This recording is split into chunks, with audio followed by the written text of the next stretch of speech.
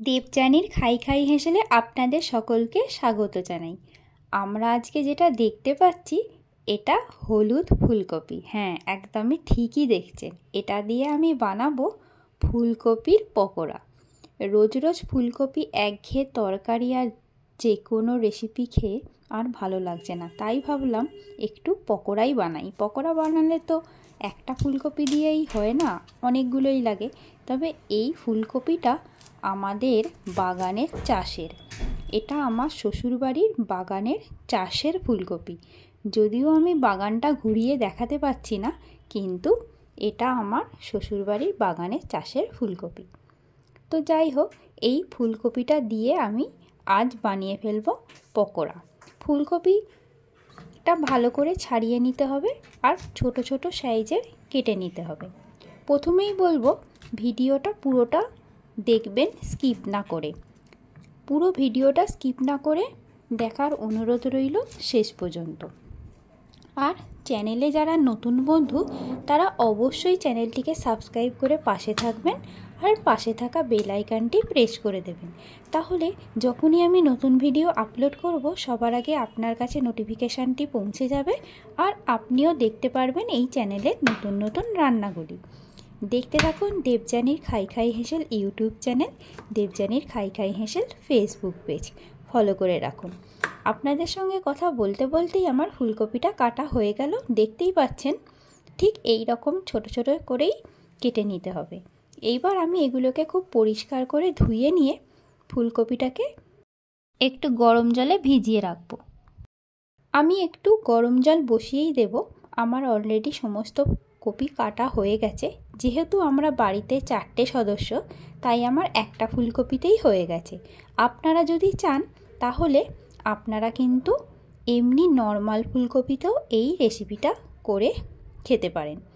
স্বাদ হবে কিন্তু একই রকম। আমার শুধু ফুলকপির কালারটা হলুদ, দেখতে খুব ভালো লাগছে, তাই না? একদমই তাই। ফুলকপিটা একদম হলুদ রঙের, দেখতে পকোড়াটাও খুব সুন্দর হবে। আমি একটা কড়াইয়ের মধ্যে জল বসিয়ে দিয়েছি, জলটা ফুটে গেছে। এবার আমি কপিগুলো এর মধ্যে দিয়ে দেব।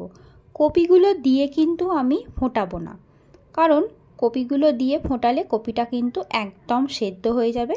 আমি কিন্তু একদম কপিগুলো দেওয়ার পরেই গ্যাসটা বন্ধ করে দিয়েছি। দিয়ে কপিগুলো একটু জলের মধ্যে ভিজে গেলেই তুলে নেব, কারণ কপির মধ্যে অনেক সময় পোকামাকড় থাকে। সেই সব পোকামাকড়গুলো এই গরম জলের মধ্যে কপিটা দিলেই কি হয়, বেরিয়ে যায়। তাই কপিটাকে গরম জলের মধ্যে দিয়ে নেওয়া। আমি কিন্তু এটাকে একদম ভাপাইনি, যেহেতু এটা ডিপ ফ্রাই হবে, এটা মাথায় রাখতে হবে। আমি একটা বোলের মধ্যে নিয়ে নিচ্ছি 2 টেবিল চামচ বেসন, 1 টেবিল চামচ চালের গুঁড়ো আর 1 চা চামচ ময়দা। আর আমি দিয়ে দেবো এখানে 1/2 চা চামচ হলুদ গুঁড়ো, 1 চা চামচ রেড চিলি পাউডার, লাল লঙ্কার গুঁড়ো। এবার জল দিয়ে এটাকে খুব ভালো করে মিশিয়ে নেব। ভালো করে মিশিয়ে নিয়ে তারপর এগুলোর মধ্যে কপিগুলো ডিপ করে আমি তেলের মধ্যে দিয়ে দেব। এটা তো আপনারা সবাই জানেন, এ আর নতুন কি, কিন্তু তাও আমি ভাবলাম আপনাদের সঙ্গে শেয়ার করি। যেহেতু কপির কালারটা এরকম ইয়েলো, সেই জন্যেই ভাবলাম আজকে একটু ফুলকপির পকোড়া বানাই, তাহলে কেমন হয়। এই ইয়েলো ফুলকপির পকোড়াটা খেতে ঠিক কেমন হয় সেটাই বানানোর জন্যই আজকের এই রেসিপি। আমি কড়াইয়ের মধ্যে 500 গ্রাম তেল দিয়ে দিলাম। তেলটা একটু বেশিই দিতে হবে। এবার ফুলকপিগুলো আমি একে একে এর মধ্যে দিয়ে দিচ্ছি, দিয়ে ভালো করে ব্যাটারটা এর গায়েতে লাগিয়ে নিচ্ছি। ব্যাটার কিন্তু খুব পাতলা হবে না, ঠিক এই রকমই হবে। দেখতেই পাচ্ছেন আমি যেরকম ঘনত্বটা করেছি, এরকম ঘনত্বই কিন্তু রাখতে হবে, তা না হলে কিন্তু পকোড়াগুলো খেতে একদম ভালো লাগবে না। আর ঠিক এরকমভাবে সমস্ত কপির মধ্যেই আমি ব্যাটারটা মাখিয়ে নিলাম। এবার আমি আস্তে আস্তে ছেড়ে দেব। আমি চামচের সাহায্যে একটা ছেড়ে প্রথমে দেখিয়ে দিলাম। যারা নতুন তারা এইভাবে চামচের সাহায্যেই ছাড়বেন, না হলে কি হয় অনেক সময় হাতটা তেলের মধ্যে ডুবে যায় আর ছ্যাঁকা লেগে যায়, তাতে হাতটা পুড়ে যাওয়ার সম্ভাবনা থাকে। আমি কিন্তু যেহেতু একটা দেখিয়েছি, তারপর আমি পরপর হাতে করেই ছেড়ে দিয়েছি। তো এইভাবে প্রত্যেকটা ফুলকপি আলাদা আলাদা করে দিয়ে খুব সুন্দরভাবে কড়া করে গোল্ডেন ব্রাউন করে ভেজে তুলে নিতে হবে। তাহলেই কিন্তু একদম মচমচে পকোড়া রেডি হয়ে যাবে। এই রেসিপিটা আপনারা সবাই জানেন, আমি জানি, তাও আমি একটু আমার মতো করেই বানিয়ে দেখাতে চেষ্টা করলাম। কেমন হয়েছে সেটা আপনারা অবশ্যই বাড়িতে বানাবেন আর খেয়ে অবশ্যই জানাবেন কেমন হলো এই রেসিপিটা। করতে একদমই বেশি সময় লাগে না, যেহেতু ফুলকপি এমনিতেই খুব তাড়াতাড়ি সেদ্ধ হয়ে যায়, তাই তেলের মধ্যে ডিপ ফ্রাই করলে তো একদমই বেশি সময় লাগে না। অবশ্যই আপনারা রেসিপিটা বানাবেন আর বানিয়ে জানাবেন কেমন হলো। আপনারা বাজারের নর্মাল কপি দিয়ে ঠিক একই পদ্ধতিতে যেরকম আমি দেখালাম সেইভাবেই বানাতে পারেন।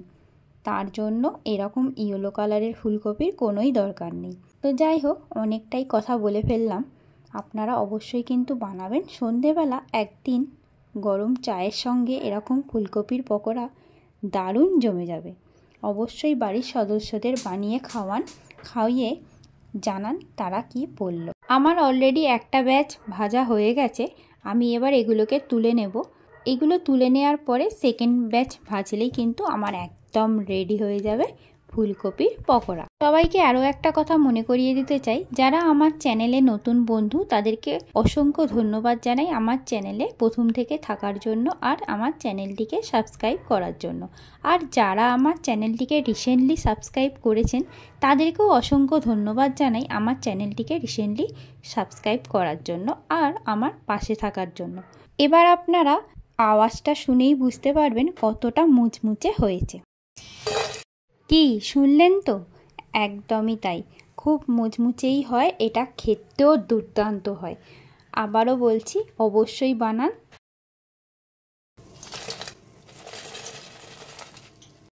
দেখতেই পেলেন আর শুনতেই পেলেন কতটা মুচমুচে হয়েছে। আমি আবারও দিয়ে দিচ্ছি, কিছুটা বাকি আছে ফুলকপি ভাজা, আমি এগুলো ভেজে তুলে নেব। আমার আর বেশি সময়ও লাগবে না। গল্প করতে করতে এই কটা ফুলকপির পকোড়াও ভাজা আমার প্রায় শেষই হয়ে এসেছে বলতে পারেন। আমার কিন্তু একদম শেষ পথে, দেখতেই পাচ্ছেন এগুলো গোল্ডেন ব্রাউন কালার এসে গেছে। এবার আমি এগুলোকে কিন্তু তুলে নিচ্ছি। আমার কিন্তু একদম রেডি হয়ে গেছে ফুলকপির পকোড়া। আমি কিন্তু গরম চায়ের সঙ্গে সার্ভ করব।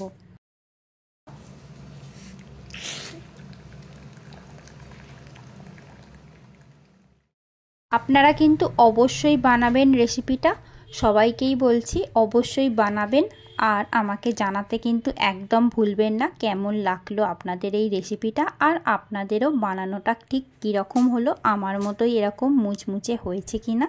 আর একটা ছোট্ট সদস্য বন্ধু আপনাদেরকে খেয়ে শোনাবে ঠিক কেমন হয়েছে রেসিপিটা। আমারও দেখা হবে নতুন একটি রেসিপি নিয়ে।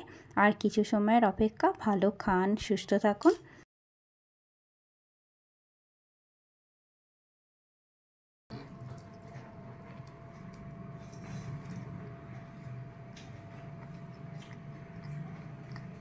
কেমন খেতে গুনগুন? খুব ভালো খেতে। ও খেতে থাকুক। Thank you.